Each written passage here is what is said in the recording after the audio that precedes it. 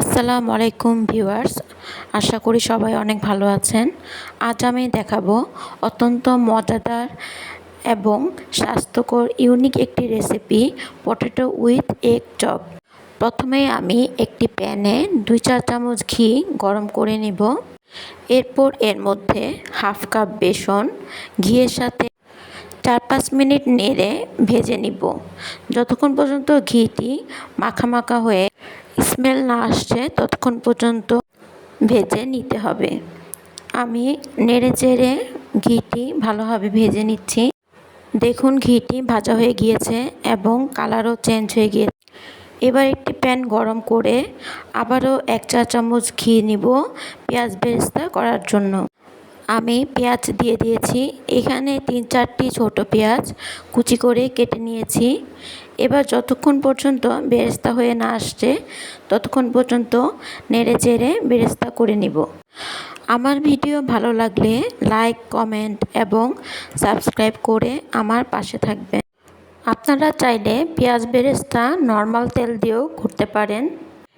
এটি বাচ্চাদের টিফিনের জন্য অত্যন্ত মজাদার স্বাস্থ্যকর একটি রেসিপি। আমার পেঁয়াজ বেরেস্তা হয়ে গিয়েছে।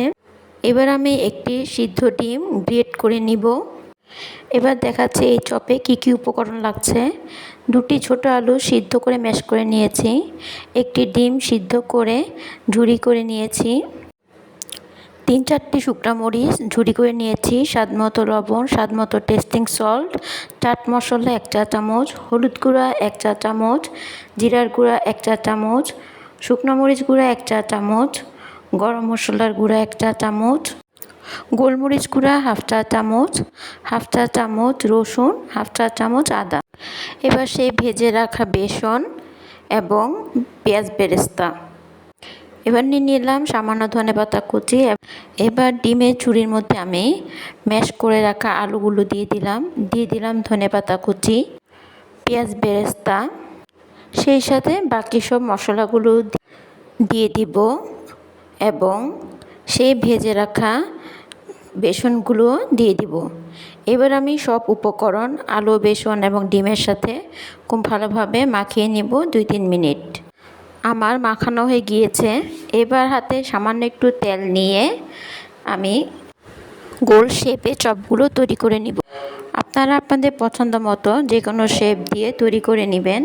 আমি গোল শেপে চপগুলো তৈরি করে নিয়েছি। এবার একটি ডিমকে ফাটিয়ে নিয়ে ডিমের মধ্যে চপগুলোকে চুবিয়ে সাথে ব্রেড ক্রাম্পের মধ্যে লাগিয়ে চপগুলোকে তৈরি করে নিব। আমার সবগুলো চপ তৈরি হয়ে গিয়েছে।